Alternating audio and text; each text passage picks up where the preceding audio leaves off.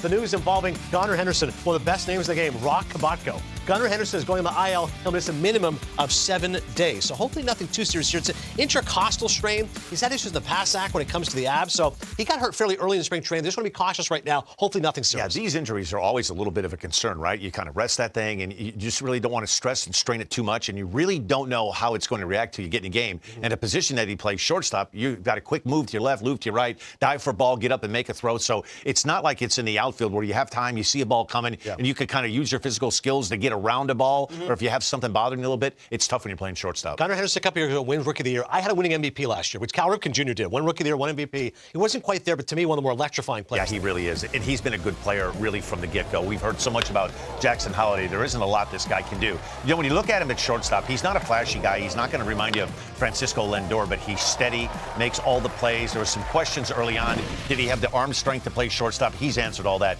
He has a terrific throwing arm. He was first among shortstops in home runs a year ago, 37. He was third in RBI, third in on base, second in slugging, and fourth in average. Just an outstanding all-around season for one of the best shortstops in the game. Has not played since February 27th.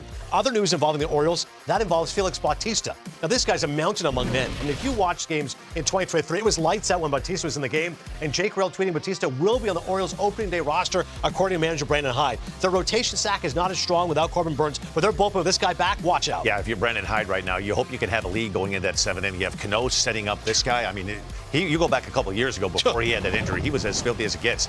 The crazy thing is he struggled so mightily in the minor leagues with command issues, right? I mean, he profiled at the beginning when he was signed as being a starting pitcher. Big, strong guy, put on a Baltimore Orioles uniform. All of a sudden, he started commanding the strike zone, killer off-speed pitch. When he's good, he's as good as anybody in the game. And they're bullpen right now. You mentioned Cano and Bautista's 8th, 9th inning. You also throw in a little Sir Anthony Dominguez, Gregory Soto, Albert Suarez. They've got some options. There's some options, both right and left-handed, if you're Mr. Hyde, that you can pick and choose from. I think what the smart thing to do with him early on, try to stay away from using him multiple days in a row. Get him in, make sure you can space out his appearances, and still he starts feeling better. His arm starts bouncing back, but it's good that he's starting the year on the active list. And you're right. Brandon Hyde has said he'll try to avoid that. Trying to pitch in back-to-back days. Here's his numbers 2023, just to illustrate how good he was. I mean, 16.2 strikeout per nine. Are you kidding me? A 188 fifth, an opponent OPS of 460. Look at that bottom, though. The 7th highest strikeout per nine of single season. Lights out stuff. I mean, he's what you want in a guy in the 9th inning, right? In a day and age, you want to take the ball out of play. You want swing and miss.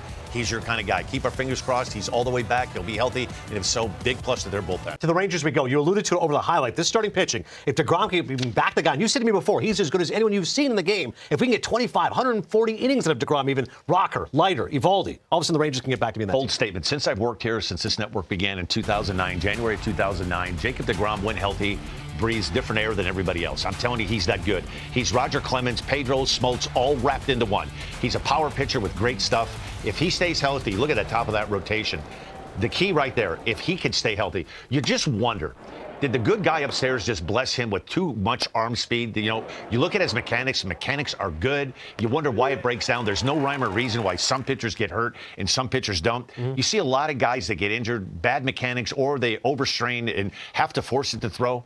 This guy throws the easiest 98 to 100 you've ever seen. It's like he's just sitting in a rocking chair. 98 to 100, great breaking ball, good changeup, knows how to pitch, and he's a pitcher, not a thrower. Doesn't throw a lot of non-competitive pitches that are up at the backstop or bounces breaking balls in the dirt. He is some kind of good. Eovaldi wasn't as sharp a season ago, but he is durable. He's going to give you those innings. He is what he is. I don't worry about spring training. As long as he makes it through healthy, just fine. The guy I want to ask about is Kumar Rocker, because he's got a great upside, right? Great upside. He, along with Jack Leiter, came from Vanderbilt, first-round draft pick a couple of times.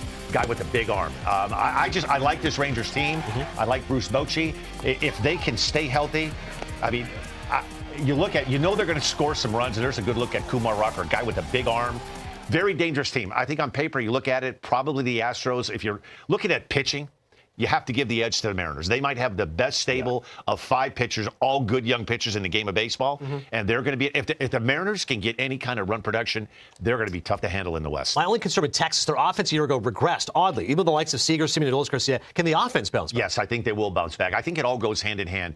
When you have a season like the Rangers had last year and you're decimated with injuries, your starting pitching's kind of, you don't know, you're kind of always patching things together as you start the month of April. All those injuries started to add up. You start falling behind early in games. You get lulled into that sense of, oh no, here we go again. They get off to a good start. Look out.